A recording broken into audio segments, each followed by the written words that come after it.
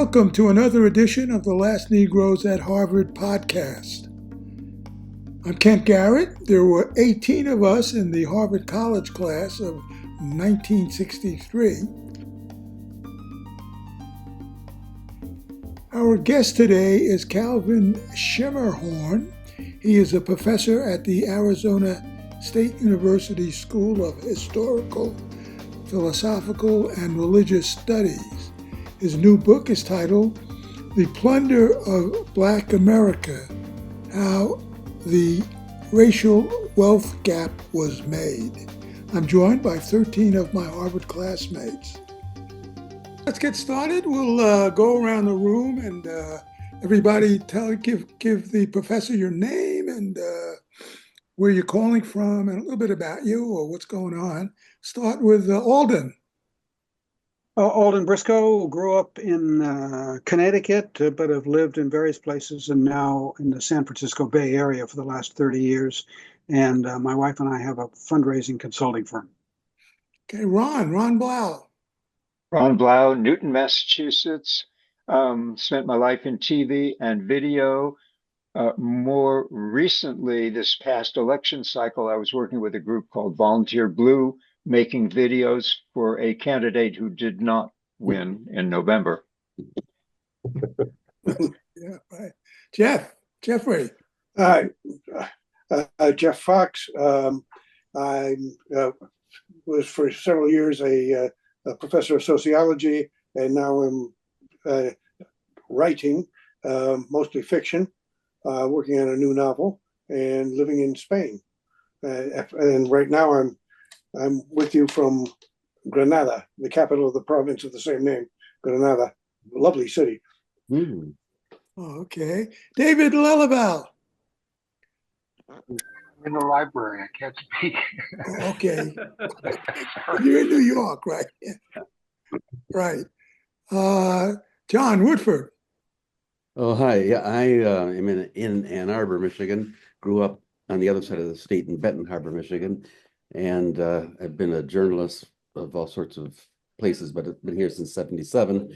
And I only had a chance so far to jump to your chapter 5 on Grand Rapids, which explained the fate of my own little hometown down the coast in Michigan quite a bit. That was a great chapter. In Benton Harbor?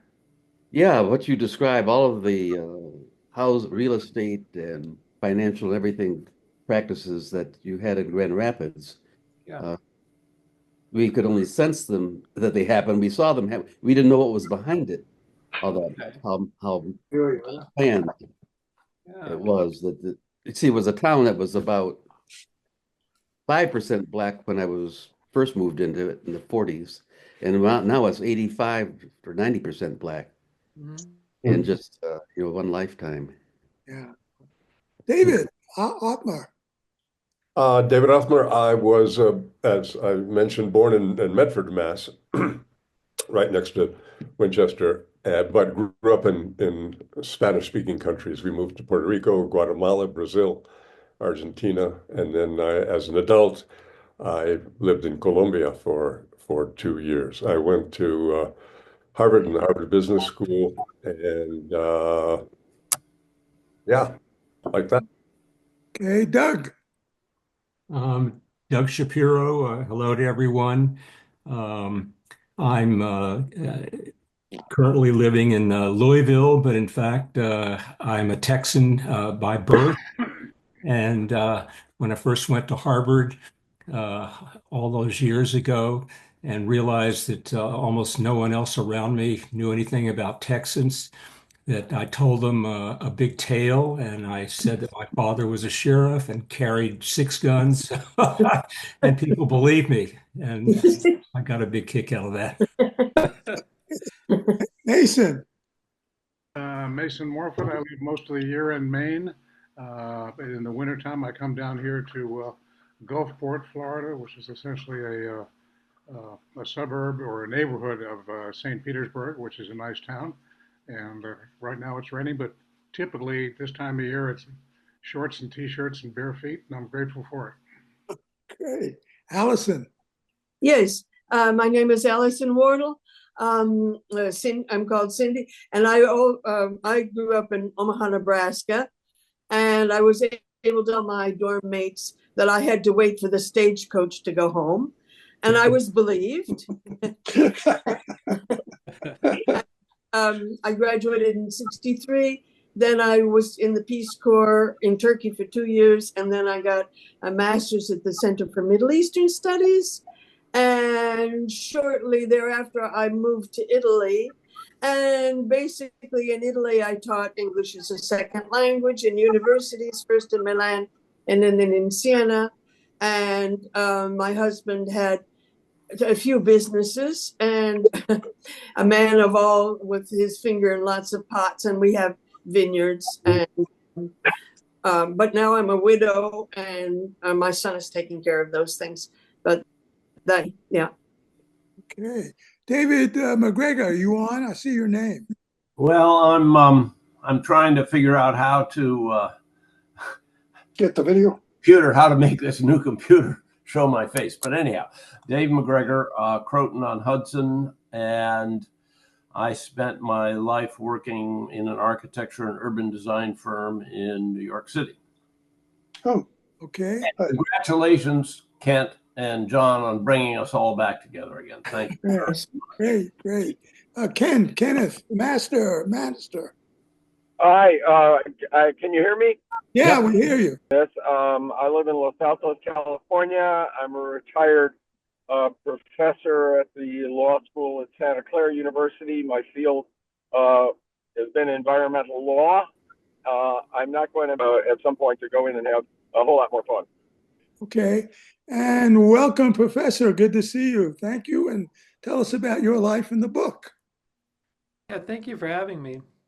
So previously I researched and taught African American history, the history of United States slavery, and I kept running into this thing in the history, which was that after 1865, we seem to have this big transition from what went before and what came after. And that's not to say that emancipation isn't important, but the folks who study enslavement will kind of assume that things got way better afterwards, which they did. But then the people who studied, uh, you know, 20th century African American history were kind of in the dark about how things progressed from the age of enslavement. And so I thought, okay, well, if we go back to the beginning in colonial, English colonial America and take the story to the present day, what are some of the patterns that emerge? Why is it that African American families today typically have 16 cents on the dollar compared to their white counterparts?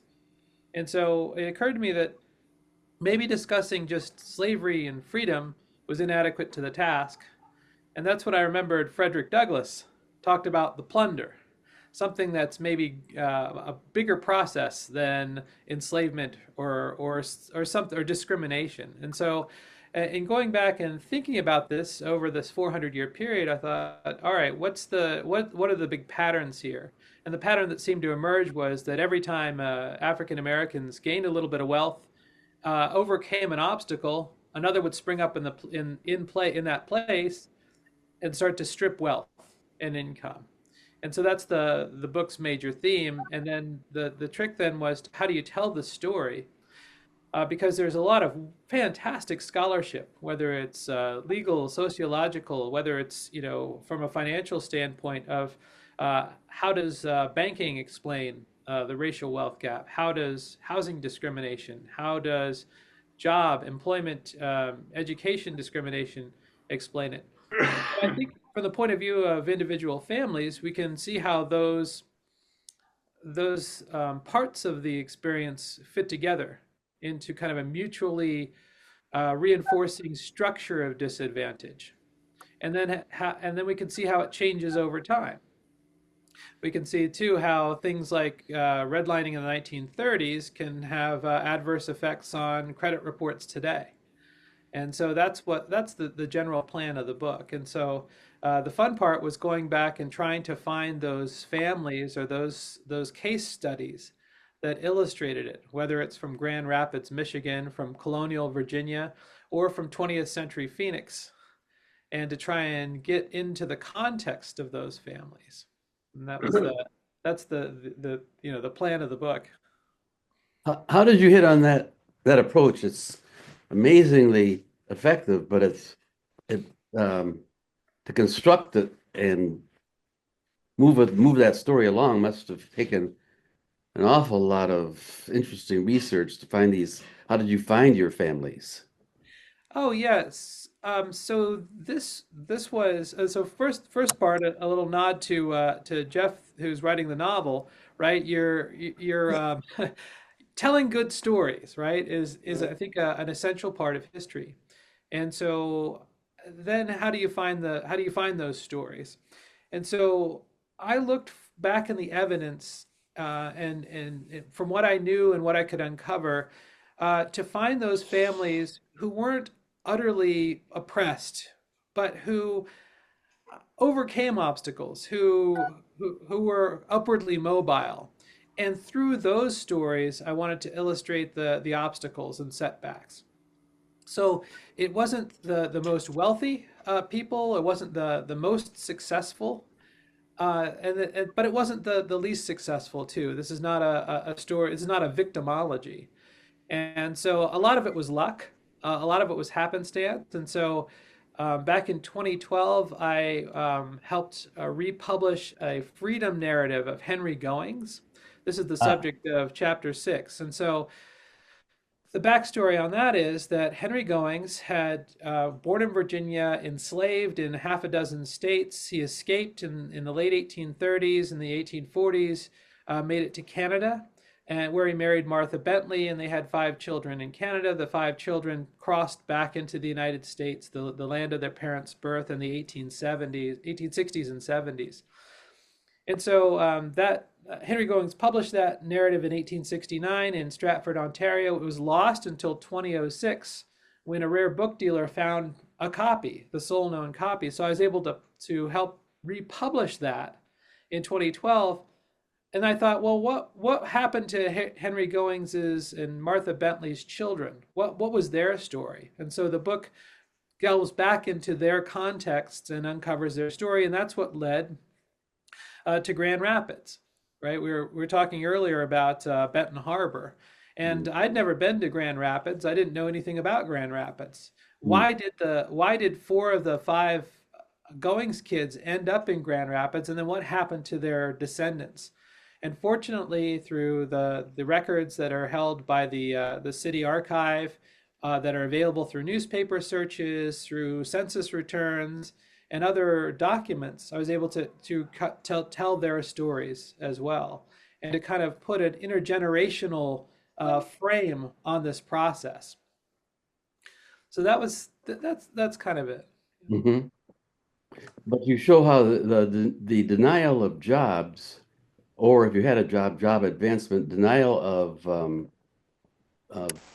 bank loans, and some cases medical care. You lay that all out, and I can say the same pattern was in my hometown. Say the same thing. They did it the same way. So it was, as you show, it was nothing that just sort of happened out of the blue. It was a conscious and planned form of exclusion and oppression, really. Yeah, I think that's right. And so I didn't want to just explain it as just, oppression, because Yeah. what happened with the family was interesting. So Harriet Goings comes to Grand Rapids in the 1870s as a young woman. She's healthy, she's able, she's the world is her oyster, and she gets into the hairdressing business. Marries one of the most upwardly mobile African Americans in Grand Rapids, Jack Adams, who is the first black city official. He runs a successful masonry company, and they enjoy success. She becomes a member of the 19th century Married Women's Club. Practices this politics of respectability. And then something interesting came up in the census data, which is that this family could and did live anywhere they wanted in Grand Rapids in the 1880s and 1890s. But on the flip side, as you mentioned, there's a ceiling, right? There's a ceiling for Adams, he's probably not going to be able to get a bank loan to expand his masonry business. He gets a city position. He's actually an elected official, but he's the overseer of the poor, right? He's not the chief of police. And but the next generation doesn't fare as well. The next generation is limited to service industry, right? The next generation also feels this kind of hard ceiling.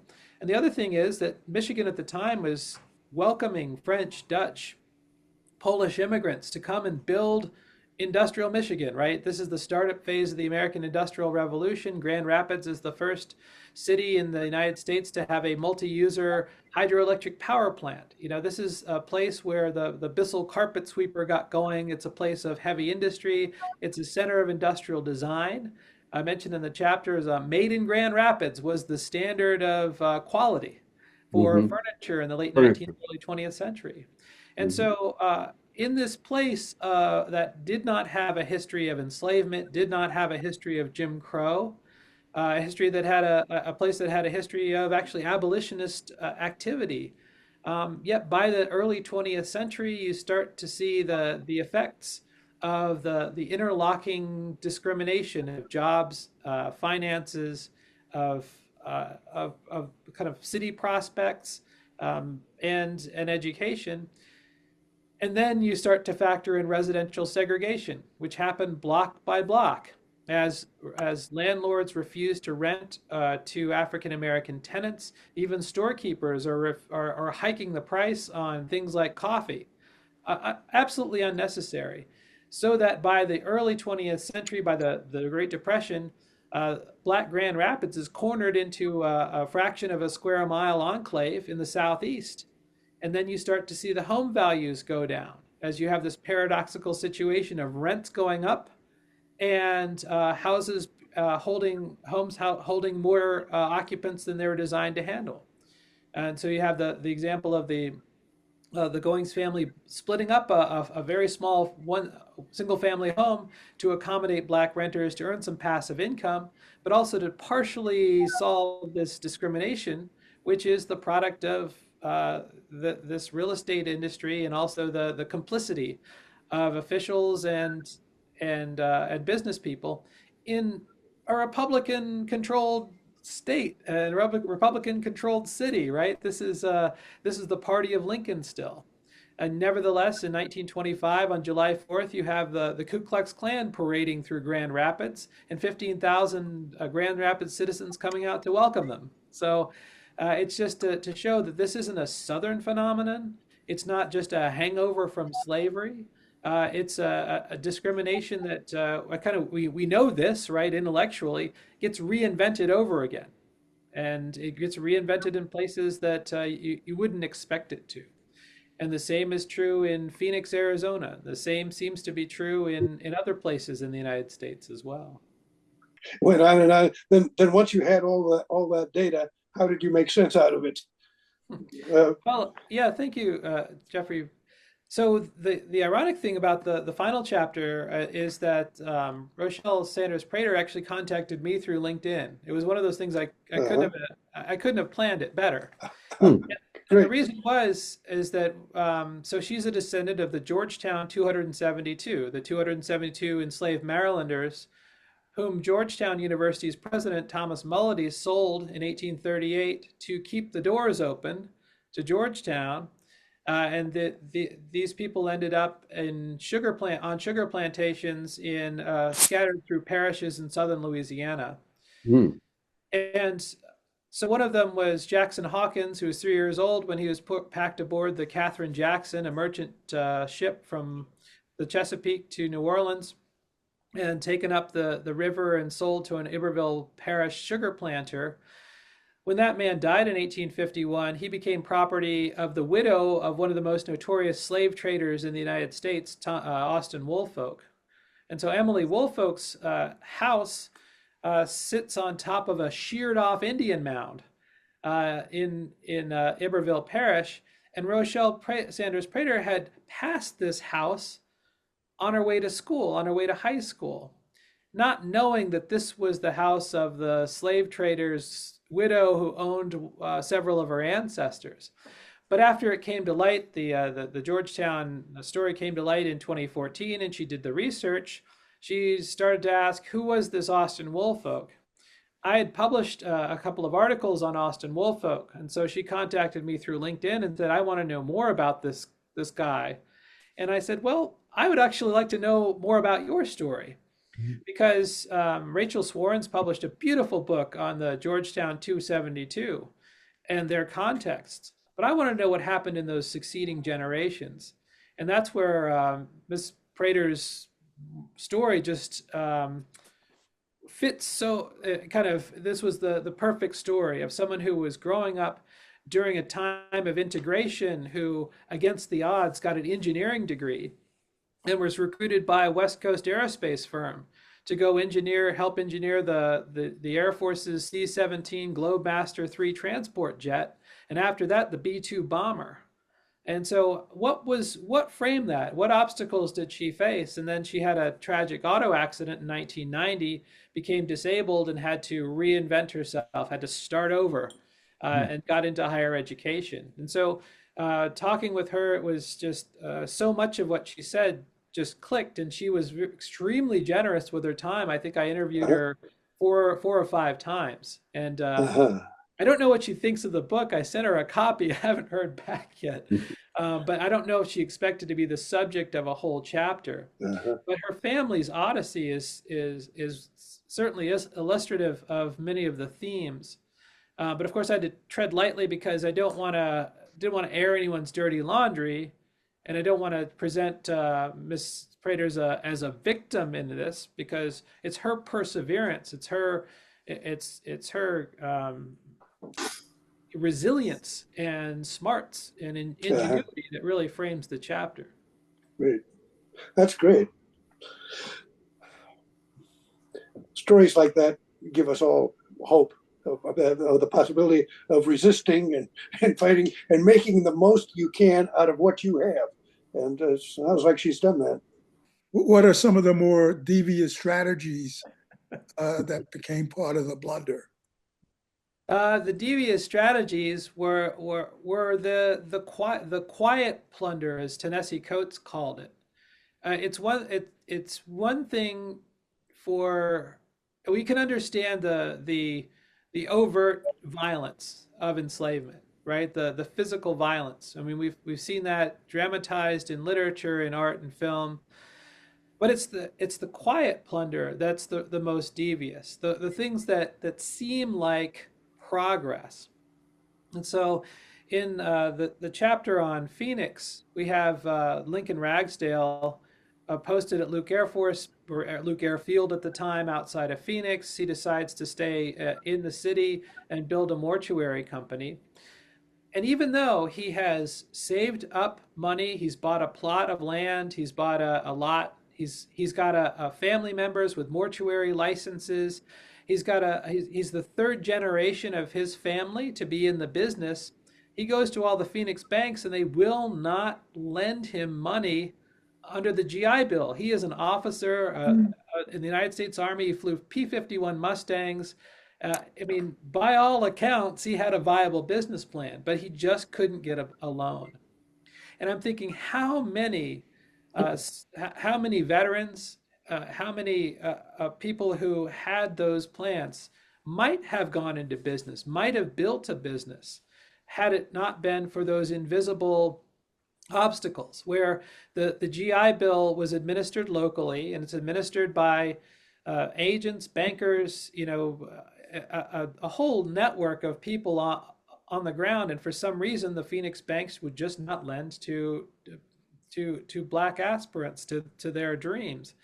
Now he caught a break. He got a 1 in a million shot at this, because on the street corner in Phoenix, he encountered an architect who was willing to listen to his story. This architect brought him up to his air-conditioned office on the 4th floor of the Hurd building and said, I sympathize with you. And when I was an immigrant, I was taken in by an African-American school teacher and who showed me kindness. So I will give you a personal loan to build this mortuary in exchange for the contract to design it. And that's how Ragsdale got into business. Now, quickly branched out. He quickly got into home development, home building. He got into insurance, and that's where the family really made their money, on insurance, not on mortuary services. But in answer to the question, it's those mundane acts of Right. denying an application. And I wanted to kind of make more of this, but it would be like the unseen act of automated credit reporting, or artificial intelligence that's trained in racist AI, Mm. that's putting the brakes on opportunity today, or hiking like I say, hiking the toll on the on-ramp to opportunity. Right. Because you need a credit report to rent a home. You need a credit report to get a job. A good credit report isn't going to get you a better job, but a bad credit report will keep you from getting the job, will keep you from getting the housing that's safe and secure. And that, by extension, might keep your kids from going to a school that opens doors to their future opportunity. Yeah. So the insidious part of this isn't the overt violence in a cotton field, so much as the quiet violence of an office or a server. I like to say, there's no racist circuit in any server, right? There's no racist machinery there, but the software that's trained on racist data is going to reproduce that in the future. But the implication of what you say is there's sort of a pattern that you can rise to a certain amount and then it gets cut off. Did I interpret that correctly? And if so, is there anything you can say about that particular pattern? Yeah, that's correct. And so we see this again and again because it's happened in the 17th century, where you have an Angolan couple who, against the odds, breaks their chains, has a family, or ranches cattle to earn some money. But once they become planters, once they reach a certain social stratum, then the neighbors turn on them, right? Then the colony starts to exclude them from property ownership.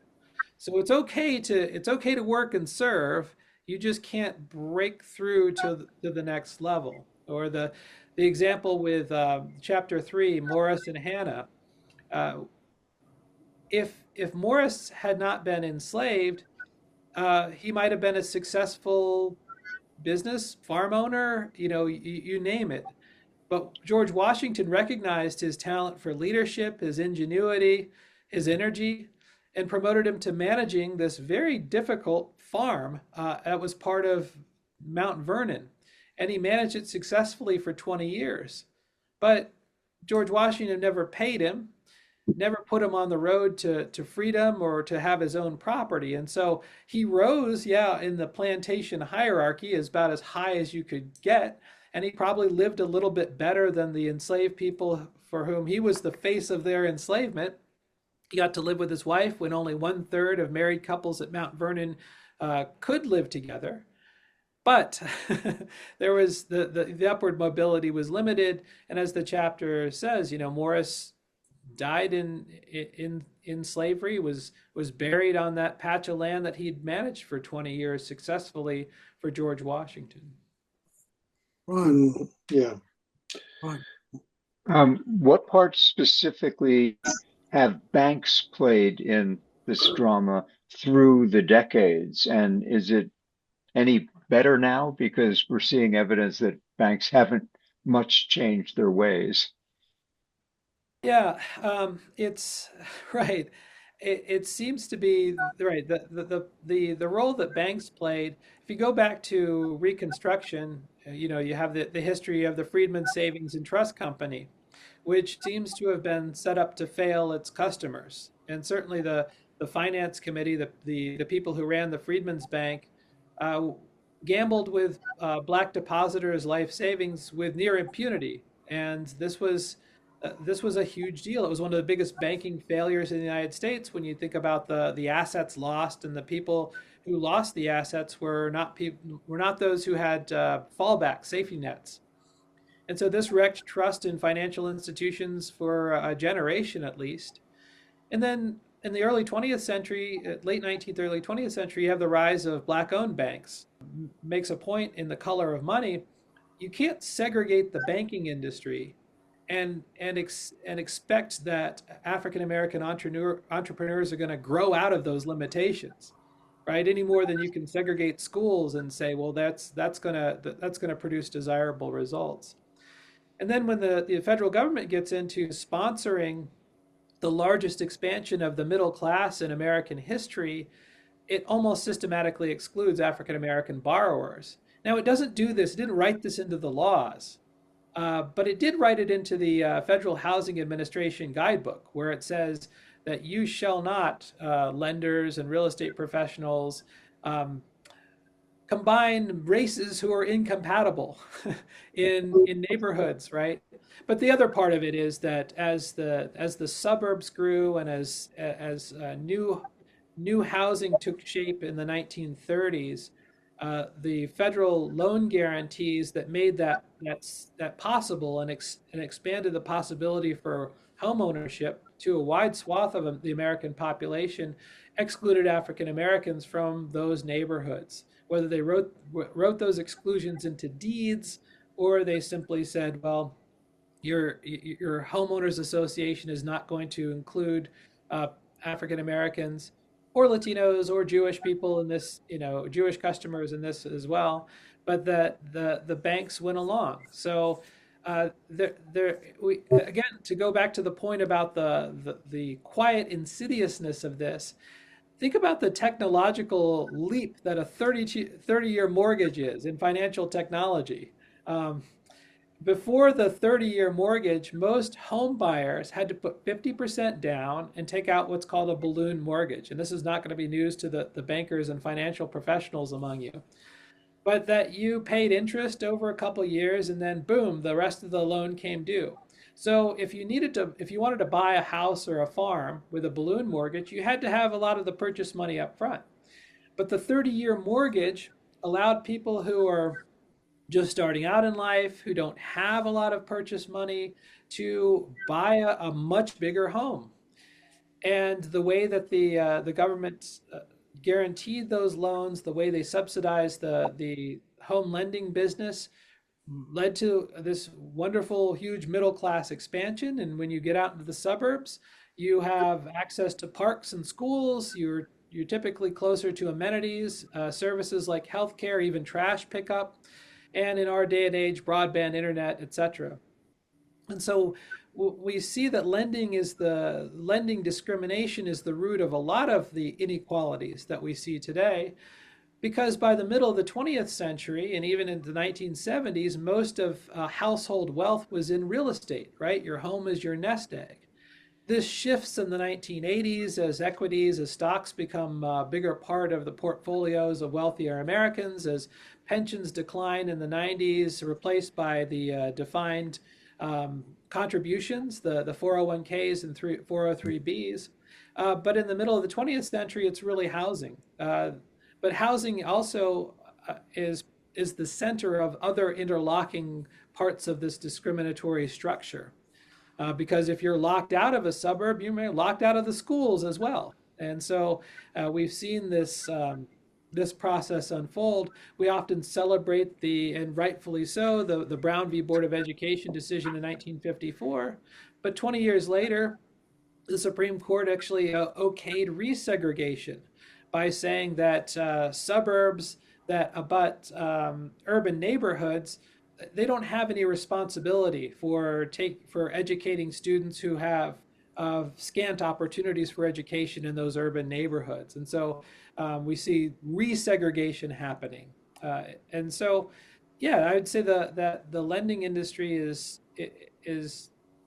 a huge part of the structure of discrimination because of the importance of housing and all the other goods and opportunities that go along with it. I saw that you were also trained in theology. Did that inform any of your method or your approach or your thinking about this sort of project?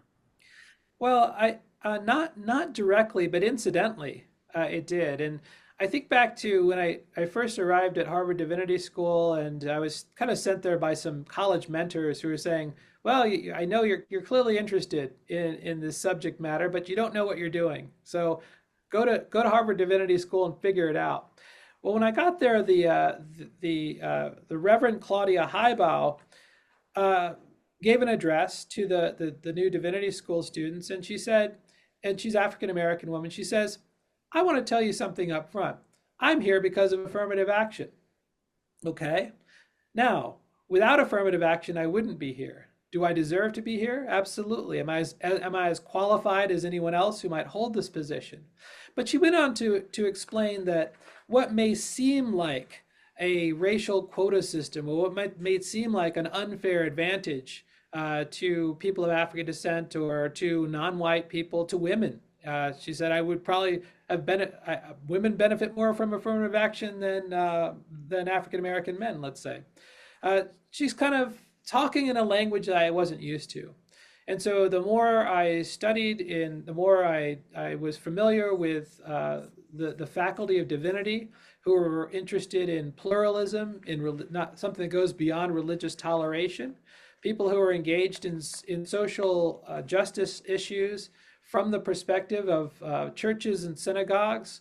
When I took Jewish philosophy from Hilary Putnam in the philosophy department, the more I was exposed to these ideas that weren't apparent. And so it didn't train me in the methods. But one of the other things that came through in this divinity education is that one of the reasons why Christianity became so appealing to those adherents in the first and second centuries was that this religion was wrapped up in stories, the synoptic gospels. It was spread by people whose main innovation, their communication innovation, was the codex as opposed to the scroll. So this would be like blogging in the previous generation, right? Instead of complex ways of communicating, you have these bound pages that are being traded back and forth. And so a lot of the biblical criticism folks would say, all right, we can trace the sayings in the New Testament, we can trace the composition of the Christian Gospels to a lot of the communication strategies of the early Jesus people. And so I put this all together, and I have to credit the outlook of those professors and that community with really inspiring this kind of work. And so my final project in Divinity School was actually tracing the narrative in Frederick Douglass's mini autobiographies, using the tools of biblical criticism, because Frederick Douglass published several autobiographies and they changed over time. So his 1845 autobiography, for example, said, I didn't know my mother. My mother wasn't a huge part of my life. She was gone. She worked 12 miles distant. I only saw her at night. And when she passed, I greeted her passing as if it were the passing of a stranger. Mm-hmm. Now, the critics came back and said, aha, here you have the classic, tragic mulatto. He's inherited his brilliance from his white father. And of course, he never knew his mother, and she was probably as ignorant as any other enslaved person. You can, feel the palm hitting Frederick Douglass's head when he reads this criticism of his work. So in 1855, when he republishes his autobiography, his mother appears as literate, as a literary guide, as a spiritual leader, as someone who instilled in him self-worth, and who played an outsized role in his upbringing. And so you think, okay, well, now Frederick Douglass is crossing into Jeffrey's territory, writing novels instead of autobiographies, right? Making stuff up. One of the interesting artifacts I came across, and it wasn't my discovery, it was a biographer, but I contacted him just to make sure, was that in the Maryland State Archives is a copy of that 1855 autobiography that was annotated by the daughter of one of his enslavers, Aaron Anthony. And in the margins, next to where Frederick Douglass is saying, my mother could read, my mother taught me the Bible, she wrote, big deal. All of my father's slaves could read. They could read the Bible. And so you have to think, all right, well, this is an interesting bit of collateral evidence, but it kind of it makes the story a little bit more complicated. Yeah, So right. Yeah. in thinking about, the use, Frederick Douglass's use of narrative, of storytelling, of getting across a complex point using that human point of contact, this is a valuable lesson. And I don't claim to do this well, but I would encourage other historians to try and tell better stories, Mm. Right. right? Mm. Yeah. Good. All right.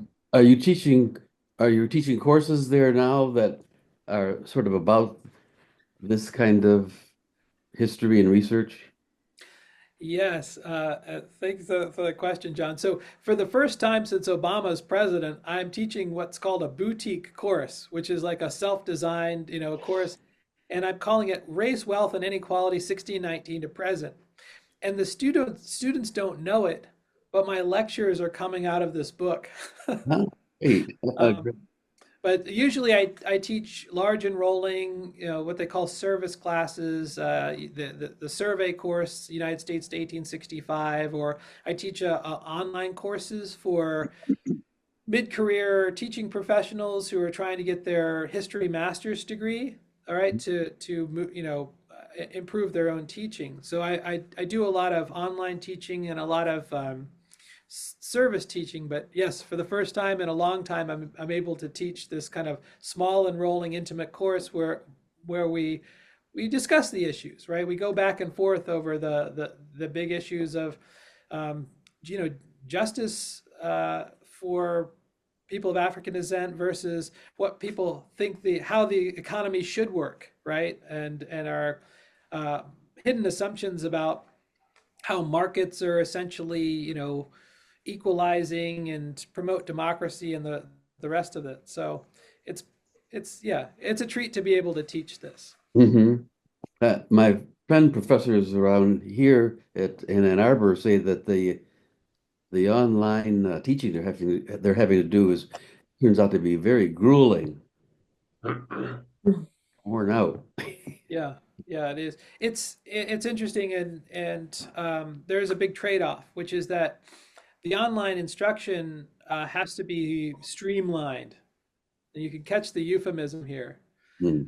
For audiences that aren't sitting in front of you, that can't raise their hand and say, "Hey, but what about this?" Mhm. So it's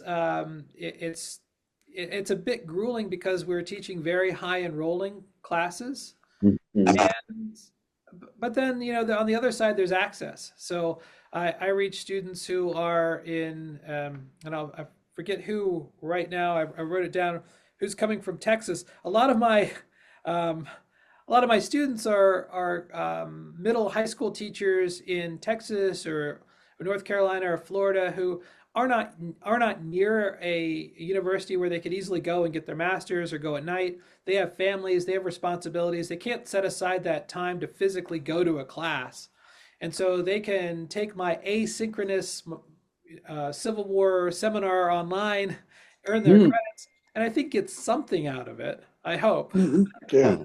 But yeah, it's Yeah. very different than what I was used, 30 years ago in college, what I was used to, or what you were probably used to as well, where you have that access to the professor and you can challenge them and kind of develop that Socratic dialogue. What's your You've thinking? given us a little bit of this, but I'm wondering, have you had more feedback from people you've interviewed or who are related to them on your book, on your work? No, and that's been a curious thing because I've tried to contact descendants of the Goings family, and I haven't heard anything back. And then Oh, locally, I've tried to contact descendants of the Ragsdales who are still active in community uh, organizations and social justice and civil rights, but I haven't been able to kind of become part of their circle. So. oh, I haven't got any okay. negative feedback yet, but Okay. it's just because I don't want to push, I don't want to bug people. Yeah, So if right. I contact them by LinkedIn, I had a student who was a relative of the Ragsdale family, and I asked him, I said, Mr. Miller, would you please kind of pass along my greetings and a request to meet with some of the descendants, and he said he did, and well, we're all busy, right? Right. Uh, Are you So thinking ahead to your next project, next book's project or research? What do you yeah, think? so I've got a couple in the works. The one I'm trying to develop now is called "This is a White Man's Country: The Louisiana Purchase and the Birth of White Nationalism in the United States." And so it argues that the Louisiana Purchase in 1803 was really the gateway to white nationalism as we know it. And the reason for that is that we know from grade school that Jefferson turned a crisis on the Mississippi River into a terrific opportunity to double the size of the country. What we don't yet realize, we won't maybe realize enough, is that he didn't just add another New England. He didn't add another New York and Pennsylvania. Uh, this Louisiana Purchase was inhabited by scores of American Indians, of native peoples, nations, confederacies, and polities. And it took 222 treaties and a heck of a lot of guns and military might to move those indigenous people out of that territory. And what was the main economic activity in the lower Mississippi Valley? Cotton and sugar. And so you had a 1,000-mile slave market from the head of the Chesapeake River in Baltimore to Texas, basically. And so on that geography, there developed this very robust and unapologetic white nationalism, exemplified by people like Andrew Jackson. And so what I'd like to do in this next book is tell the story of the deal that got Louisiana for the United States, and this required British bankers who swooped into the negotiations in Paris and offered the United States a loan, completely, out of the blue as far as James Monroe and Robert R. Livingston, the chief negotiators, were concerned, but had been planned and kind of dreamt up in these Federalist circles in London, in Philadelphia, and elsewhere. So this company, Baring Brothers, that arranged for the loan that got the United States Louisiana, came back in the 1820s and marketed state bonds that capitalized banks that lent to enslavers, that grew the cotton and sugar industry in the lower South and responsible for probably thousands of enslaved people being mortgaged and bought and sold. And so I'm looking at the financial history and the social history of this space to kind of answer the question, why is it that white nationalism is such a driving force in American politics today? Where did that come from? It didn't come from New England. It didn't come from New England Federalists. It didn't come from those East Coast elites. It didn't come from Alexander Hamilton, right? It came from this process of enlarging the country in a certain way and granting such opportunity to people who claimed it as a racial entitlement. So that's the idea. Fascinating. Yeah. So you're arguing that claiming a racial entitlement gave you more opportunities to gain land and to get loans. I mean, it sounds like you're describing Israelis in the East Bank. Yeah. Okay. I mean, it's a general phenomenon in human relations. It didn't happen only in Louisiana. Oh yeah, great, excellent point. That's correct. That's correct. But the subtlety I'm reaching for is, how did it happen here? How did it happen in the United States? If you look at the just voting, look at voting rights and African American voting rights in the late 18th century, early 19th century, up and down the East Coast, African Americans could vote in Maryland, could vote in North Carolina, could vote in New York, Connecticut, in New England, right? But after 1803, those rights started to go away. In all the states really? that were carved out of the Louisiana Purchase, there were no African American voting rights. And when the United States Americanized Louisiana, they drew a color line that wasn't there before. Huh. And then on the East Coast, African Americans started to lose voting rights. And so in Pennsylvania, in New York, in Connecticut, they enfranchised whites, regardless of whether they owned any property, and disenfranchised African Americans. Whereas in New York, up until I think 1821, if you had property, you could vote. If you didn't have property, you couldn't. And so the Federalists were more afraid of poor whites than they were of those few African Americans with property. Uh-huh. That went away, I think, after the Louisiana Purchase, as you were adding all this land and commoditizing African American bodies, so much so that nobody is safe back in Maryland or back in New York from kidnap, et cetera, et cetera. And so we start to see a reversal of rights. We start to see a move towards claiming citizenship as a racial entitlement rather than a democratic one or an American one, or even one that's predicated on wealth. John Adams was no fan of democracy, as we understand it, because the reasoning was if you weren't a property owner, you didn't have a stake in the system. Jefferson had a different vision. You can be a poor white, but as long as you're white, then you have a stake in the system. And I think people like Andrew Jackson brought that vision to its fruition with the rise of the Democratic Party, which was a white supremacist party. And this was kind of the end. I think the end point, or the conclusion of Jefferson's political popularity. But again, I'll have to test this out. The book's just in the planning phase. Well, good luck. Sounds like a very interesting and possibly fruitful project. So I want to encourage you. Alden, yeah. Last night, the President of the United States said that we were going to get rid of critical race theory. What you're saying is pretty damn close to critical race theory. Are you feeling any pressures now to shut up? You know, thank you, Alden, for that. Not directly. And I'm fortunate, and this may go away in next month, but right now I'm fortunate to have a very secure position at a public research university, where the president of the university has said publicly, we're prepping the legal team here to respond to any sort of pressures in that direction, to silence our faculty, to push us away from the kind of scholarship that we think is valuable. Now, I see the assault coming. It's the assault has probably been with us for a while, because as public universities have been defunded, or legislatures have refused to invest in universities, and the values have changed. Rather than education being seen as a public good, it's now kind of a consumer product, right? It's shifted the emphasis and shifted the financial burden onto the students.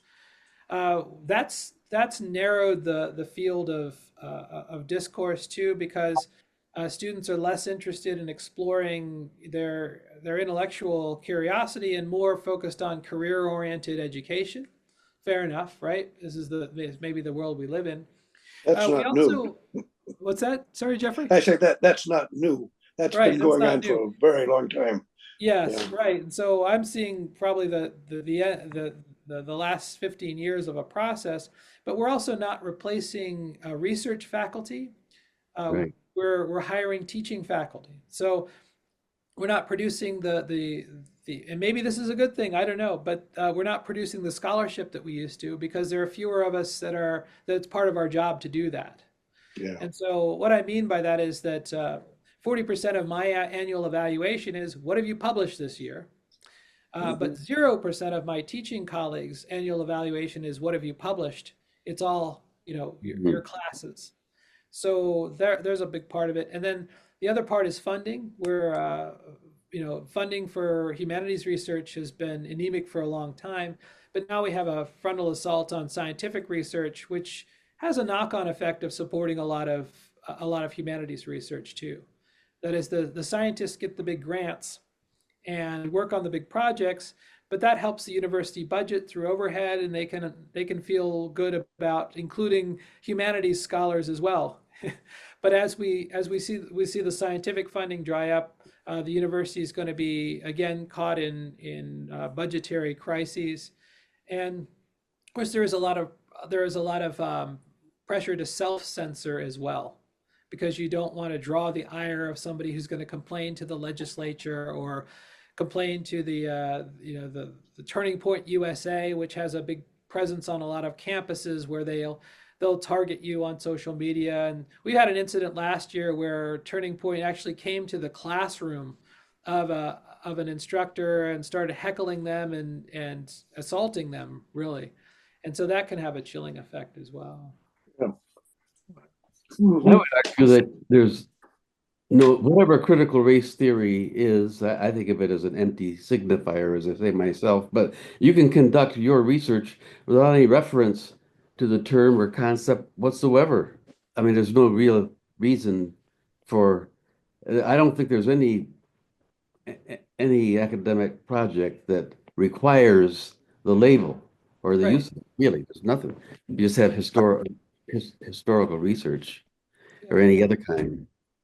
Yeah, and this leads me back to the earlier point, is that I would encourage colleagues to tell the stories. A lot of the academic training, and many of you are familiar with this, is you're trained in a certain analytical style, which is to front load the argument, and oftentimes that involves the private language or jargon of your colleagues, and Mhm. the incentive structure encourages that, because a lot of promotion and hire and publishing decisions are made by a few peers who are reading your papers, and they are invested in this too. And so yes, so if you front load the argument with jargon and you call it, say, I'm going to do a critical race analysis of the racial wealth gap, Yeah. that may be a non-starter for people.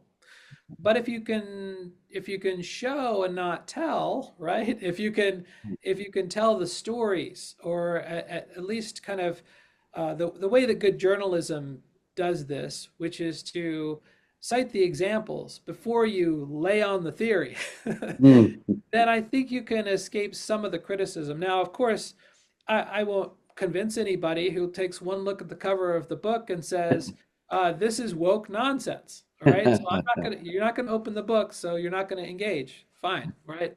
And if we're gonna get rid of wokeness, we're gonna get rid of DEI, we're gonna get rid of critical race theory, these are all slogans and signifiers. What the message I take away is, if it's not, if it's not consistent with a certain ideology, then around white supremacy, then it's not a candidate for being taught in schools, and not a candidate for belief here.